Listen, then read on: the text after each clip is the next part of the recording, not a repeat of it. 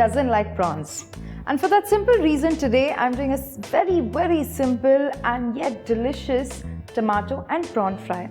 The wonderful thing about this recipe is it can become an open sandwich for you, it can become a salad side, it can also be something that you eat with rice or naans or whatever. I mean, the possibilities are literally endless with this.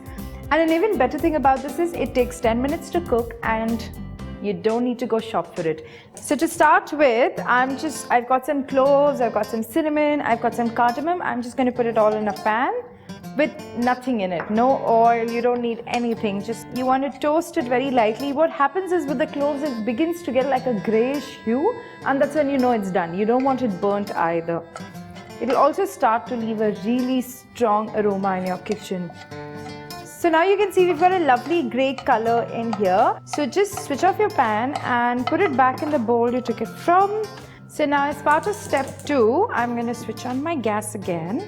And I'm just putting a little bit of coconut oil to this. Okay, maybe I put a little too much. I've got some onions already chopped.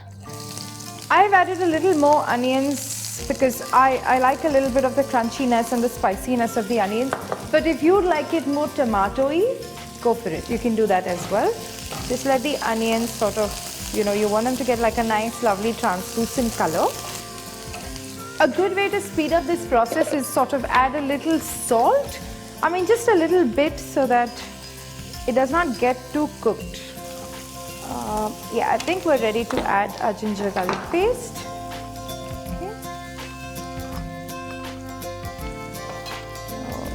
Just let it sort of, fold in with your onions.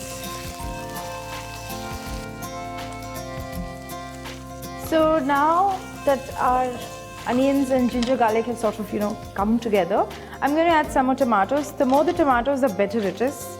Another way I love to sort of, take this recipe forward is making like tiny little bruschettas with it. Something like that. It's not too Keralite and traditional, but at the same time you've sort of added that little extra, so small little toasty takes it a really long way, I feel. So just let it fold in again. You want to mix the onions, tomatoes and the ginger garlic paste. Now to this mixture I'm going to add a little bit of turmeric, like maybe 1/4 teaspoon.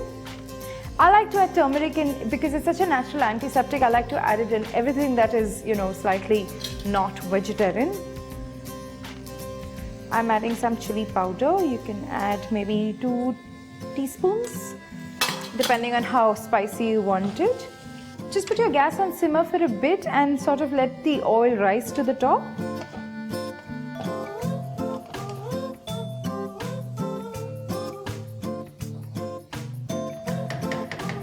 So now you can see the oil is sort of beginning to leave the vegetables. To this I'm going to add some prawns. Okay. So I went to the market today and I only managed to get really tiny prawns, but you can add really nice big tiger prawns, jumbo prawns as well. But this is also great if you're doing a sandwich because you don't want too big a prawn in your sandwich or your bruschettas. Okay, now just let it cook. You don't need to add any water into this. Just put your gas on a low flame and let it cook. You don't overcook it too much either because your prawns have become really chewy and hard. And that's never good. Now you remember the spices that we toasted just 10 minutes back? We'll take them out right now. I'm going to put them in a little mortar. Okay. So I'm going to use a mortar and a pestle today. So now you can see we've got I've not made too much of a powder of it. Like I said, you don't want to have a really strong flavor of it. So I'm just going to put this in. Prawns don't really take a very long time to cook, but that also means you have to be really careful as well. Okay, just mix it in. I'm going to add some curry leaves. You don't want this to be a really strong flavor either. Just like a hint of curry leaves, just to counterbalance. If coriander is what you have in your refrigerator and if that's what you like better, you can sort of substitute that as well.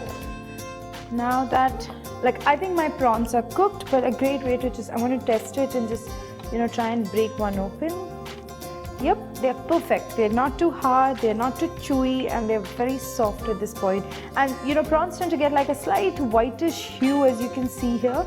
It tends to get a slight whitish hue when it is cooked. Okay, there we go. So this is our prawn and tomato fry almost done. Just let it sit in your pan for a good maybe 5 minutes before you take it off. You just want everything to sort of come together. And at the end of it, we're going to put some lemon in it so that it sort of seeps in wonderfully just before you eat it. Okay, so I'm going to leave this on my pan, switch off the gas and leave it for 5 minutes. So now my prawns are ready to be served. I'm just going to take them out in a bowl. I'm going to have them today with, some paratha, which is an Indian bread. Just before you serve it, just add a little bit of lime juice to it. This is simply to, help absorb the flavors really better and bring a little tanginess to the dish. If you're not serving it right away, you could just put it in when you're serving it. Your dish is ready to be served.